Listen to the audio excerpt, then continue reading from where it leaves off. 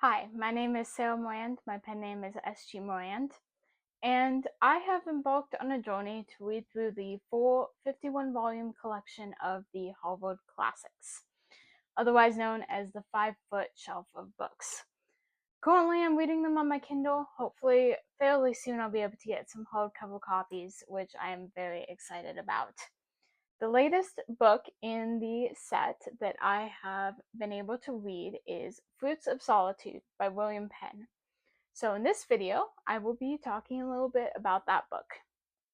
The first thing I think that's important to understand is a little bit about who William Penn was and his motivation for writing such a book. William Penn is best known among Americans, at least, as the founder of Pennsylvania. He was born in 1644, and he was expelled from Oxford in England for nonconformity. After that, he traveled on the continent. He served in the Navy, and he studied law. During this time, he became a Quaker, or a member of the Society of Friends, which was a religious sect that was discussed a little bit in my last video about John Woolman, who was also a Quaker and a member of the Society of Friends, and a contributor to the Harvard Classics Collection, Volume 1. Penn was imprisoned in the Tower of London for unorthodoxy, likely because he was a member of the Society of Friends, or Quakers. And during that time of his imprisonment, he wrote one of his most famous works, No Cross, No Crown, which I have yet to read, but I will be looking into in the future. After that imprisonment in the Tower of London, Penn was also imprisoned multiple other times before he finally came to America to escape religious persecution in England.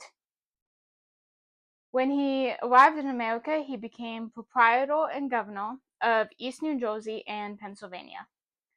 And then he kept going kind of back and forth between England and America over the years, and finally returned to England until his death in 1798. No, 1718, not 1798, 1718. So, The Fruits of Solitude, I thought, was a really amazing book. It's kind of like a collection of proverbs of sorts, and it covers a huge variety of topics. Like, I was going to discuss all of the topics in this video, but I filled up 4 sticky notes with like really tiny print of all of the different topics that he discusses in his book. And there's a lot. It covers everything from friendship to apparel to luxury, pride, frugality, discipline, industry, patience, impartiality, religion, art, everything you could imagine, everything that you would consider throughout your lifetime, and all of the knowledge that you would acquire, he covers in his book. And it's not a very big book, but the little bits of proverbs that cover each topic are very poetic and very well thought, and really an interesting thing to stop and consider. So, The Fruits of Solitude begins with a short preface, which I think is really helpful to read. And that kind of just tells you who William Penn was, why he wrote The Fruits of Solitude, that type of thing. And throughout the preface of the book, Penn kind of explains that there should be something of use to everyone within the book. And he gives the instruction to take what is helpful and leave the rest. And I think that really speaks to the fact that he was very humble in writing this. He was like, this is my wisdom from my years. And you should take heed to avoid the mistakes I made, but also understand that these are my words and some of it may not apply to every individual. So, The Fruits of Solitude is a series of advice, teachings, and lessons learned. It its main goal seems to be to encourage contemplation and wisdom. And though it's a quick read, I think it's a book that's best to be slowly digested and for each section to be deeply considered as you're reading it instead of racing through it. It covers such a wide range of information in all areas of life, and I think that it's a book that should be reread multiple times throughout the course of your life. Like, I read it now, and I can already tell there are some things that I would have read a few years ago and it wouldn't have applied at all, that it really spoke to me now.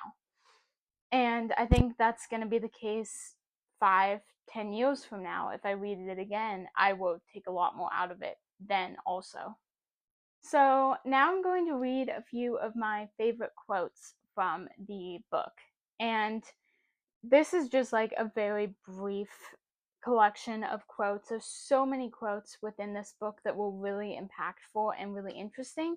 But if I wrote all of them down, I would pretty much be transposing the entire book.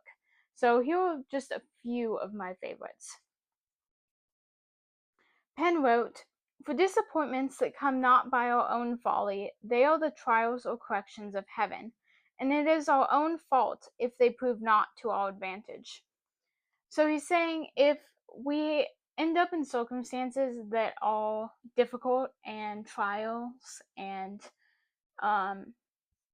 they're not caused by our own foolishness or folly, that we didn't make a mistake just because we weren't listening, we weren't paying attention, then we should take those circumstances, those difficulties, as trials given by God. And that we should find a way to learn from those mistakes, learn from those trials, and turn it to our own advantage in strengthening us, in helping us to be better in the future. Penn also talked about frugality a lot, which is a topic that really interests me, something I'm trying to work towards, and something that I think is very important. Penn wrote, "Frugality is good if liberality be joined with it. The first is leaving off superfluous expenses, the last bestowing them to the benefit of others that need. The first without the last begins covetousness. The last without the first begins prodigality. Both together make an excellent temple. Happy the place wherever that is found." I think it's important when considering the benefits of frugality to also know that there's a fine line between being frugal and being stingy and saving away all the money we own and being like not willing to spend anything on ourselves or anyone else, especially. And there's a very fine line between that. And we should live frugally, but we should also be generous and willing to give what we do have to other people. And to never be withholding our funds when it can be used to help others. Penn also wrote, "It were endless to dispute upon everything that is disputable." You have to pick your arguments. And I think that that kind of speaks to who William Penn was, because he was in prison several times. He picked the fights that he knew were important, but he also knew when it was time to lay aside conflicts, when it was time to come to America. And he was a member of the Society of Friends, who were pretty much pacifists. They didn't believe in war and conflict for the most part. So it also kind of speaks to what he believed in his religion. And another thing that speaks to his belief in religion is this quote: "The truest end of life is to know the life that never ends." As a Christian, my main goal is always to strive towards eternity, to understand what I can about eternity in this life, and to know that this life is not permanent. And so the best thing to do with my life is to prepare myself for the life that never ends. And something that entails is being a good steward of my time. And Penn understood that well. He wrote, There is nothing of which we are apt to be so lavish as of time, and about which we ought to be more solicitous, since without it we can do nothing in this world. Time is what we want most, and what, alas, we use worst, and for which God will certainly most strictly reckon with us when time shall be no more. It's really, really, really important to be a good steward of time. And that's something that I've struggled with, and that I think a lot of people from my generation especially struggle with.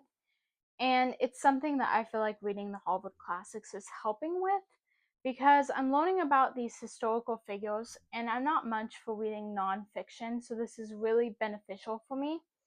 But I'm learning about these historical figures who were very successful in life. They accomplished great things, and they all say the same thing, which is you need to be a good steward of your time.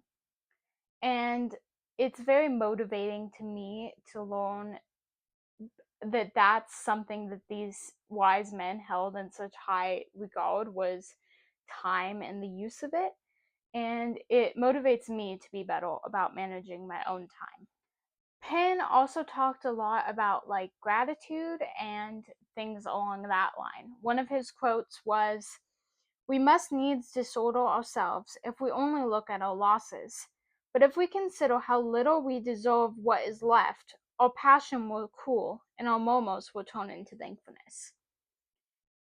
He understood well the concept that nothing we have we deserve.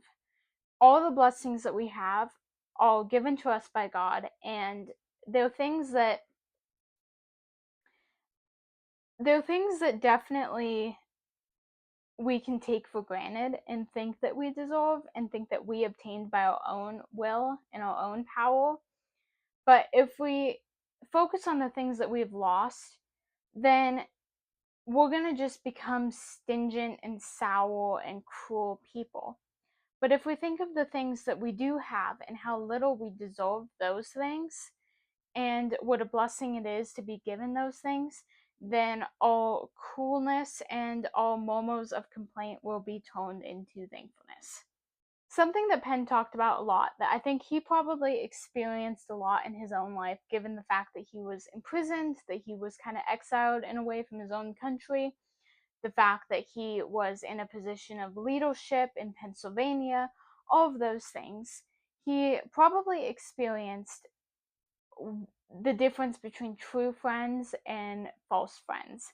And he did write about that quite a bit in his Fruits of Solitude. One quote that I really enjoyed is, "A true friend unbosoms freely, advises justly, assists readily, adventures boldly, takes all patiently, defends courageously, and continues a friend unchangeably." I just recently have had the experience of making real friends who stick with me through thick and thin, who I can depend on, who I can talk to about things. And I had never really had that experience in the past with friendships. But now that I've met these people who mean so much to me, I can really appreciate what William Penn says here about friendships, and the importance of finding true friends and the characteristics of true friends. Penn also wrote, "Avoid company where it is not profitable or necessary, and in those occasions speak little and last." I think that's really key, and something that I often struggle with is I'll enter a conversation and I'll be like, I want to say what I want to say, and I want to get the last word in, and I want to do the talking. And it really damages relationships when you do that. And speaking in a way where you speak little, you let the other person talk about what they talk about, you let them lead the conversation, and you only add input when necessary and helpful. That can really strengthen relationships and strengthen other people's perceptions of you. And that's something that I recently read, How to Win Friends and Influence People. And that's like one of the main points in that entire book that has become such a useful tool for building relationships and public speaking and things like that, is this concept of speak little and speak last. Something that William Penn also talked about was the profit of thinking twice before you speak once. Don't just say the first thing that comes into your mind. Think about it a little more, and you will save yourself a lot of heartache later. He wrote, "If thou thinkest twice before thou speakest once, thou wilt speak twice the better for it." If you think more carefully about what you're going to say before you say it, you're going to be a more eloquent, more helpful speaker. Penn also wrote, "In all debates, let truth be thy aim, not victory, or an unjust interest. Endeavor to gain rather than to expose thy antagonist." This is something that stuck out to me because I've read a lot recently about people who were known for their debates, like Francis Schaeffer and C.S. Lewis. They were big debaters about Christianity in like a college type setting. And I believe it was Francis Schaeffer. It could have been C.S. Lewis, but I'm pretty sure it was Francis Schaeffer who wrote something along the lines of that he got into a debate and he won the argument, but he lost the soul. He lost the person as a result, and he only created anger and animosity between himself and the person he was debating. And that made him realize that you have to be that there's no point in winning a debate if you lose the person as a result. And I think that that's what William Penn is talking about here.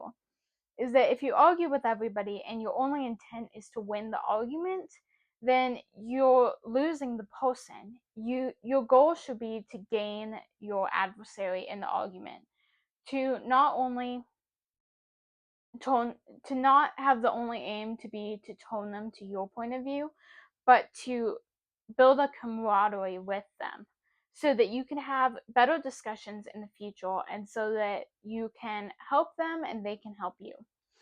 Something that I've read that really stuck out to me that I think is very important is this quote: "Believe nothing against another but upon good authority, nor report what may hurt another unless it be a greater hurt to others to conceal it."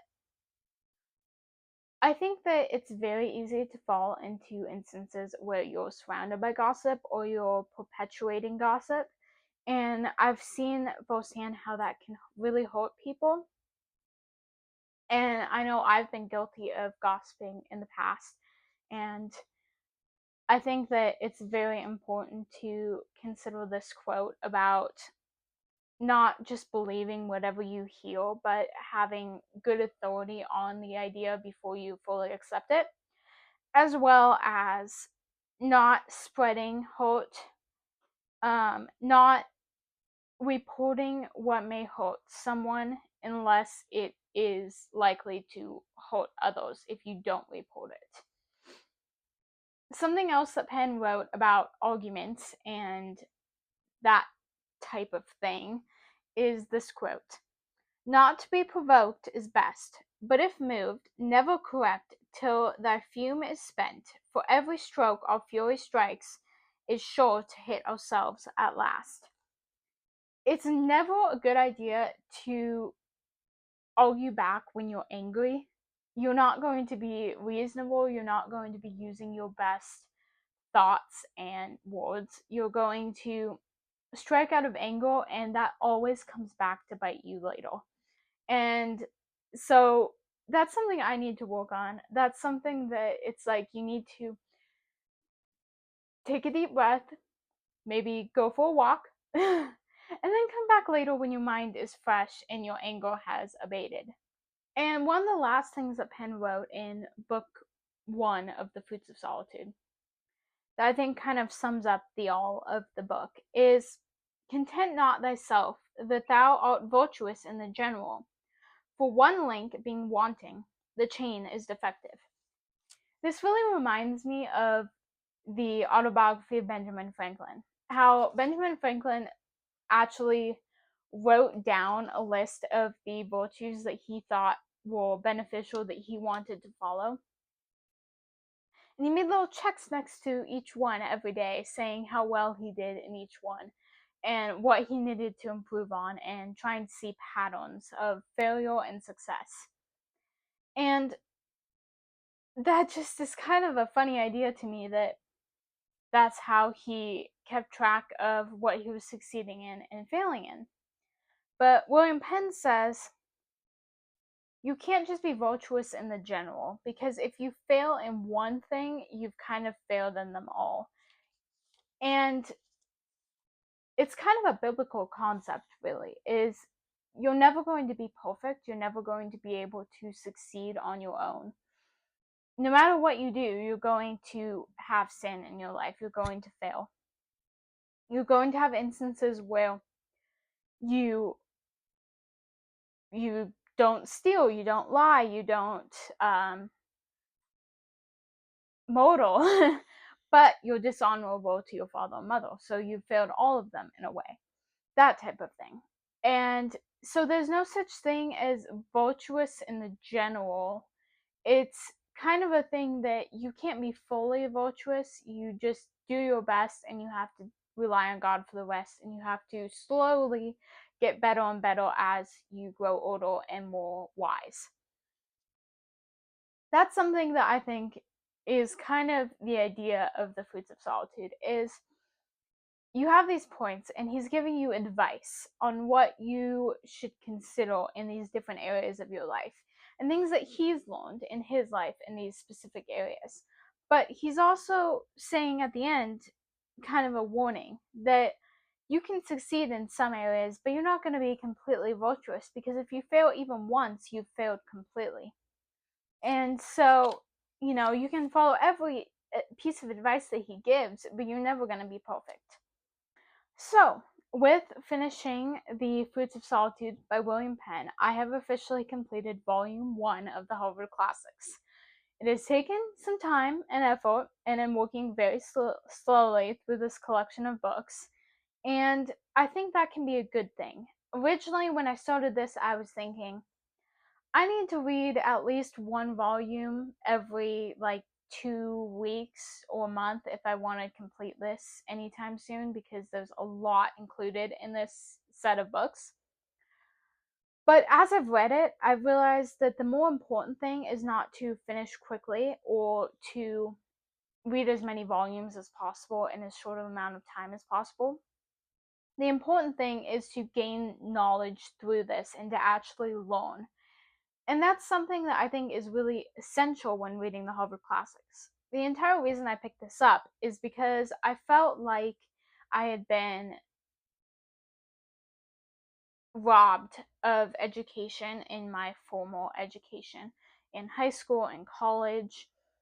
I felt like I never really learned anything, partially because of deadlines. I was given a book, like, for instance, I had an English class, and we were supposed to read almost the entirety of Don Quixote in a week. That's absurd.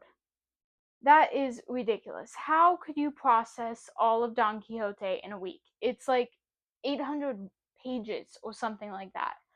And I don't remember anything about that except for the windmill, him fighting the windmill. That's the only thing I remember from Don Quixote, because I was forced to read it so quickly.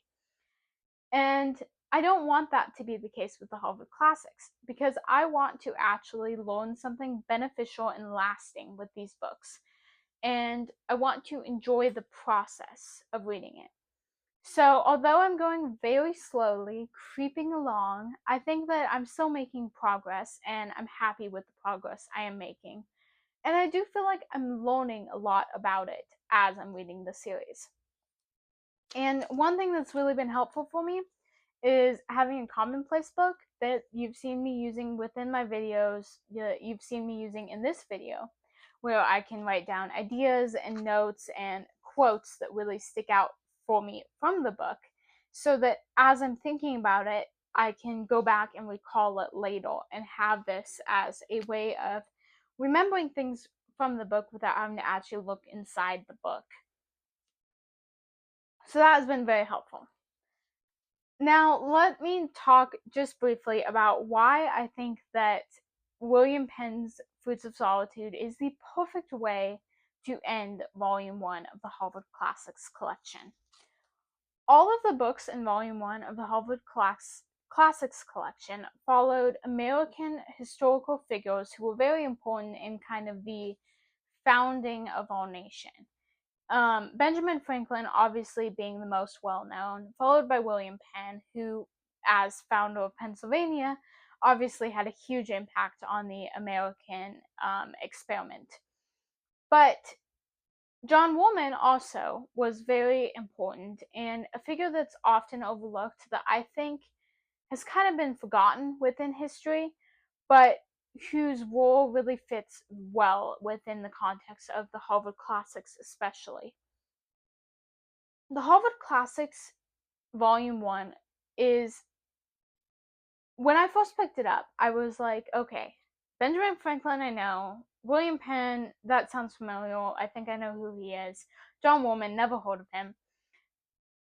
What do these guys have in common with each other? Why is this Volume 1 of the set of books that's supposed to be the essential guide to a classical education?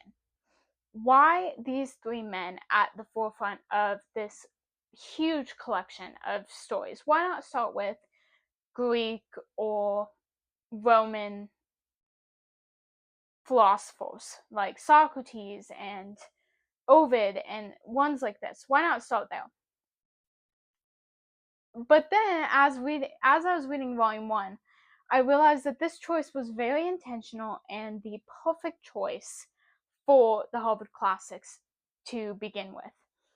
And it's largely because all three of these men, their stories focus on coming from situations where they built their own education, they succeeded by their own endeavors to work hard, to learn much, to gain wisdom through life experience. And it's very motivating for someone picking up a collection as daunting as the Harvard Classics. It starts you off by saying, these guys did this, so why can't you? You are given this collection of works that really builds the foundation for study and gives you a huge collection of material to work with, all wrapped up in a nice little bow, where you don't have to hunt for these volumes individually. You don't have to look at the huge range of literature and nonfiction and speeches and plays and all of that that's out there and be like, where do I even begin? It's all laid out for you. And it starts with the story of three men who were able to succeed by studying on their own, by learning, by gaining valuable knowledge through their lives. And I think that's crucial as a starting place for the Harvard Classics collection. And I think stories like the Fruits of Solitude, collections of proverbs and things like that are incredibly beneficial as a starting place as well. And these type of stories, these type of books are often kind of, I think it's kind of the equivalent of a self-help book today, the Fruits of Solitude.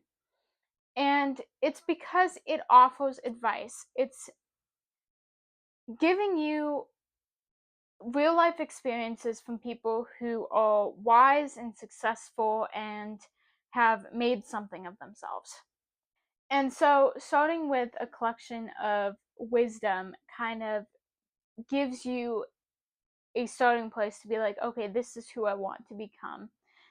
This is something that I want to put into effect in my own life.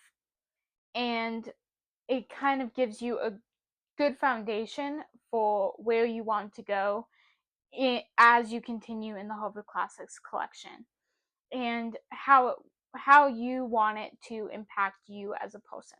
So that concludes volume 1 of the Harvard Classics. The next volume is like Socrates and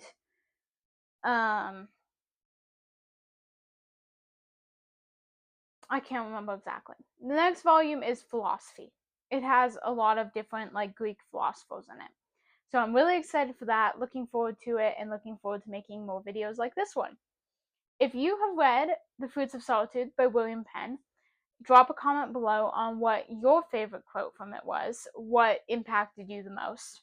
And if you like videos like this, follow along for more and like this video. See you in the next one.